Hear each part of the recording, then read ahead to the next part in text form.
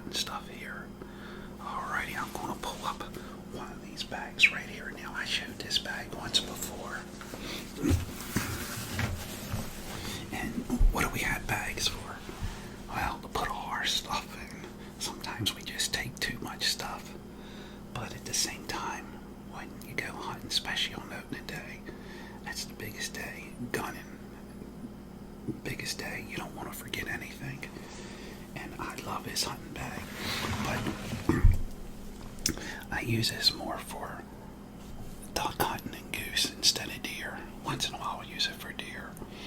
But it's really a nice bag, and probably a lot of you duck hunters and goose hunters have it. But it wouldn't be a bad idea to also have it for deer hunting as well. I mean, you can put everything in it. This has tons of compartments. Now this here is just a little,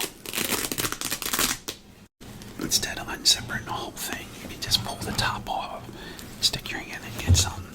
But that'd be really loud for deer hunting if you were sitting in a stand. But for goose or duck hunting, it'd be fine. But if you want it to be a little quieter for deer, if you had it, you could just slowly unzipper it.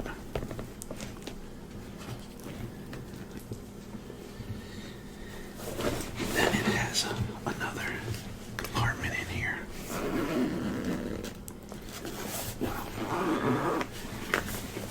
Put your hunting license in here, and your identification, your driver's license. You can put it right in here, and that way, this is plastic, and it's like I guess it's waterproof. If you were around water like duck hunting or goose hunting, you can put it in there, zipper it up. So that's where I put my hunting license and my identification in there. But then you can see you got all that room right there to put whatever you want to put in here. Then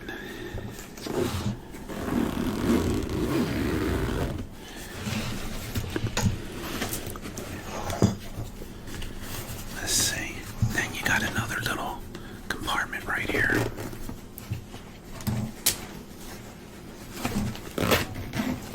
On the side, put whatever you want in there.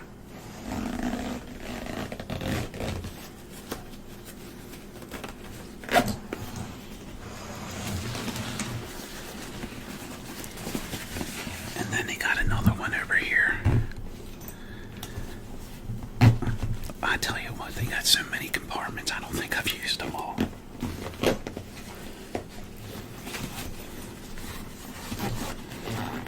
Has another little one on the... Oh, okay, here you go. There you go. And it has another little compartment right here. And then you can even stick stuff in here, but the only thing is if you stick stuff in there, it could fall out, so I wouldn't put anything in there. Let me zip right back up. And then you have all this right here.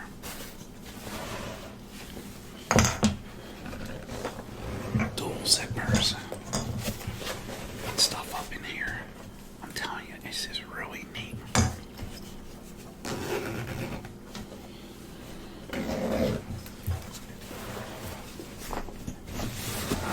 It's a nice bag, and like I said, you can put a lot of stuff in it. You can probably put everything you need.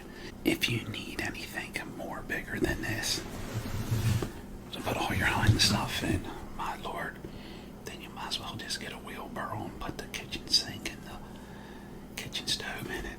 But anyway, like I say, I use it mostly for duck and goose, once in a great while for deer. Now, what I use a lot for deer is this, because I guess it's red. This isn't nothing professional. This is just some little pouch, little bag somebody gave to me, and I use it all the time. Don't have no special compartments,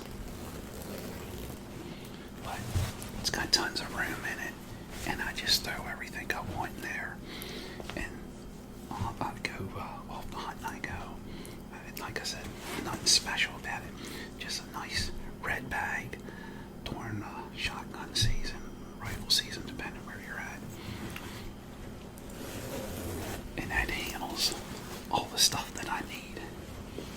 Now, I wanted to mention some of the things. Now, I don't know how it is in other states, but in the state of Maryland, you got to put a field tag on your deer. One thing I would like to mention is that don't forget to take your field tag, a pencil, and what I do is I'll take the little twisties that are on your loaves of bread, like when you open up the bread, that little twisty you take off. I usually take that or another one, and that's what I usually wrap around the deer's leg, or sometimes I'll stick it down in the ear, because when you put it on the leg and you're dragging it, sometimes it can get ripped off. So sometimes I'll put maybe just a little cut in the ear if I'm not getting it mounted. Now, if I'm getting it mounted, I won't do this, but if I'm not getting it mounted, I'll just put a little cut in the ear and take those little twisties and wrap it, put it in that hole and wrap it around and tie it and stuff it down the ear. So when you're dragging the deer out, that field tag won't get ripped off, because if the DNR checks you and you don't have that field tag on, you're going to get a fine. And now I don't know how it is in other states. That's for Maryland. And that's one thing you don't want to forget is I always like having a little short pencil and my field tag and those little ties, and you can use a string too. And another thing is I like to mention is you always want a good deer dragger. Now, it's depending where you're hunting. I mean, if you're hunting on private property, or you're hunting back on your farm or your land, you might have a four-wheeler and you just run the four-wheeler out and you bring them in that way, or you run the truck down and pick them up that way.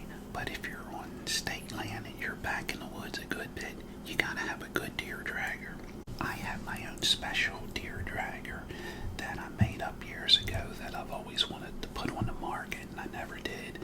So I don't want to go show it, because one day I like to get a patent for it or make them up and sell them. So hey, if anybody out there knows how to go about that, let me know. But you definitely, if you're back in the woods and there's no way getting a four-wheeler to it or a truck, well, you gotta drag it out. And sure, you can drag it out by the antlers or by the legs, but hey, that gets rough. So look into a good dragger, and there's several different kinds out there.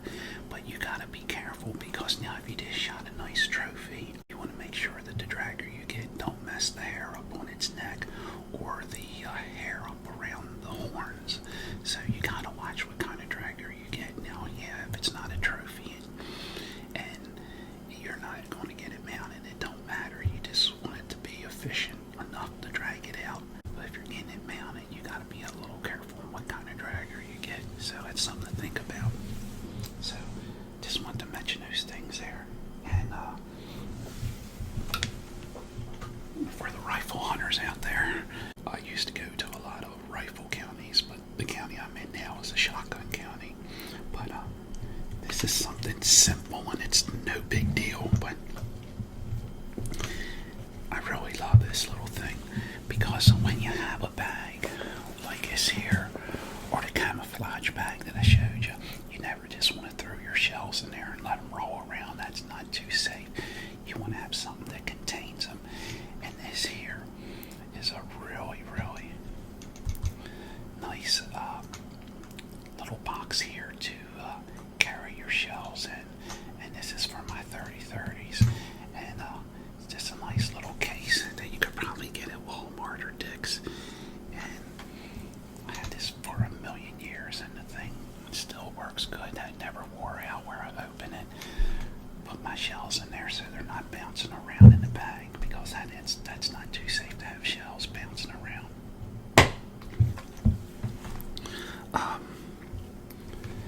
And when you go hunting, depending on how far you're going to travel in the woods, you want to go as light as possible. And that just depends on what you want to take. You try to minimize what you take, and that just depends on you. Now,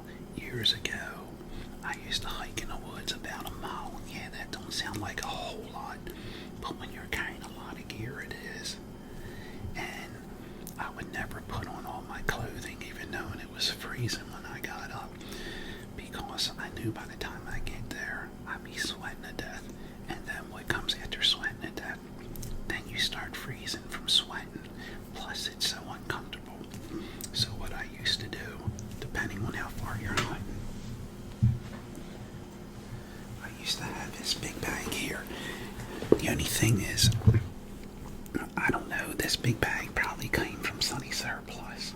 I think, I'm not sure. But this bag, it's heavy, it's heavy, it really is, and I'm sure they got much lighter stuff now. I would stuff in here my hunting jacket and all the gear that I possibly could that I was taking. So the only thing that I was wearing actually to my stand was my, I think it was a vest, and naturally my hunting orange vest and my orange hat, and I would put this on my back, and then I would have my gun in my hand, and I would hike up back.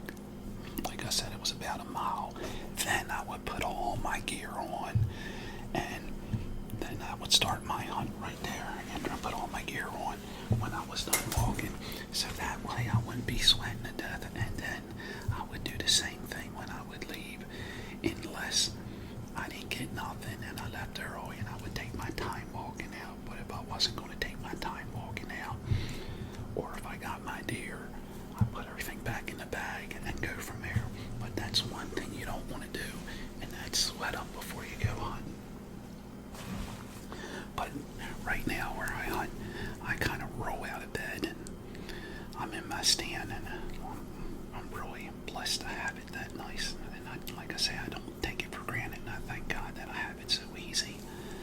And even knowing I don't go that far, a lot of times I'll still just take my my hunt jacket with me and just carry it down there because I don't like to sweat up.